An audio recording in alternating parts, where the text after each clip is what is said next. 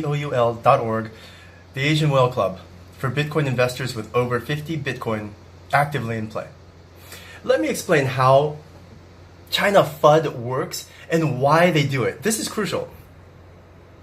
You can't get sucked into it, and it's wise not to get sucked into it, and I'll tell you why.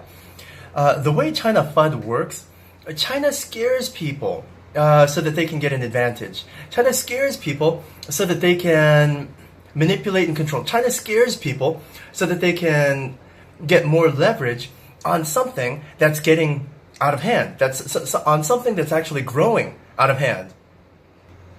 Okay, that something that's growing out of hand obviously is cryptocurrency, Bitcoin related and ICO related stuff, right?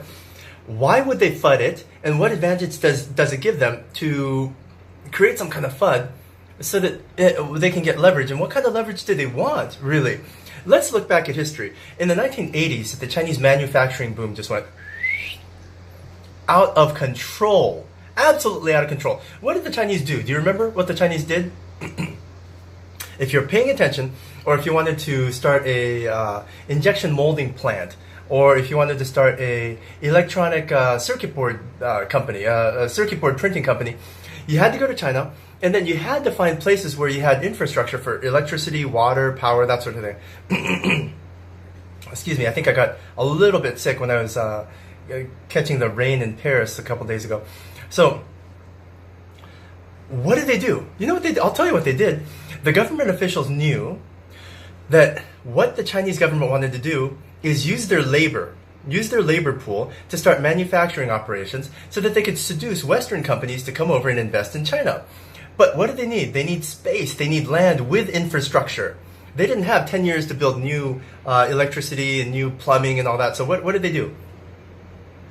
You know, anyone who's been to China in the 80s, what they said was, oh, this area is dangerous. There's earthquakes here. They might have, and they blew up buildings.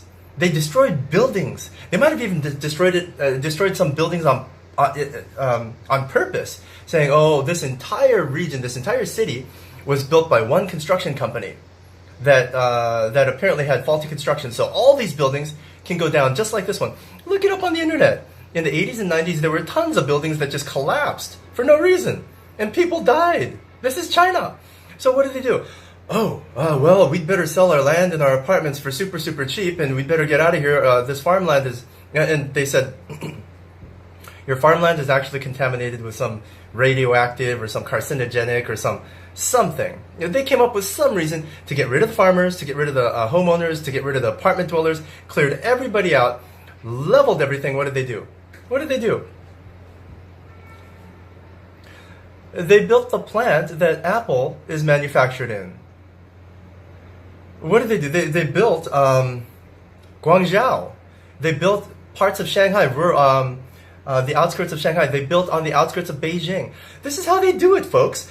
If they want something, they'll scare you to death so that you shake yourself out of it, and then they come in and they get leverage on it. They buy into it. Now, what am I talking about with leverage? What they did recently, and oh, by the way, I skipped this part. Before we go to leverage, why did they do it? As soon as everybody gets scared because buildings are collapsing around them, people are dying of cancer, apparently. Although nobody knows anyone that actually died of cancer, but in the news it says, hey, everybody in this neighborhood, there's an unusually high rate of cancer. That's how the Chinese papers printed it. I'm telling you. So everybody leaves, and then you know what the government officials do? Hey, Billy, you married my sister, and you're not making much money, so I'm gonna do you a solid. Not because I like you, but because I care about my little sister that you married. Buy land here. That's what they did. Buy this building here. Buy this apartment there. That's how the Chinese people work. Well, that's how the Chinese people in power, Chinese bureaucrats work. This is exactly the same strategy model that they're using for altcoins, bitcoins, ICOs. America, kind, gentle America that actually cares about its citizens. Yeah, I couldn't help doing this tell, could I? This micro expression tell. Anyway, uses a carrot and a stick. They'll offer you something sweet, and then they offer you punishment. And you have to choose between, well, do I want to back out of my ICO, or do I actually want to go to jail and pay back taxes for 10 years? That's how America does it. China does it differently. Instead of a carrot and a stick, they use a sword and a stick. They'll come at you and say, hey, I'm going to kill you. You're going to go to jail and you're going to die. Okay, what's the alternative? Well, slavery. You got to do exactly what we say. And you can only buy this ICO from this one coin. And this is where leverage comes in. If you have diversification, it's really difficult as a bureaucrat, as a government agency, to control it. So what they're trying to do is siphon everything into one space. And one coin, or one linear, a serialized set on maybe even just one exchange. Real easy to leverage at that point, isn't it? There's no more cats to herd. So think of it this way. If China came at you and said to the Chinese citizens holding the ICO coins and said, hey, we're going to tax the ICOs really, really heavy. And that's like... That's literally like saying, hey, we're going to enslave you. You're going to be our slaves.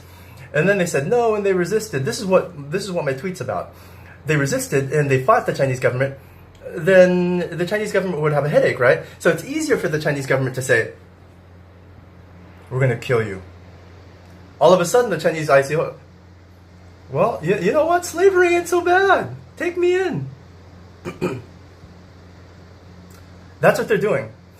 China doesn't use a carrot and a stick. They use a sword and a stick. So just don't get shaken out. Hold on, and you'll slide right in with the Chinese bureaucrats' younger sister's deadbeat husband.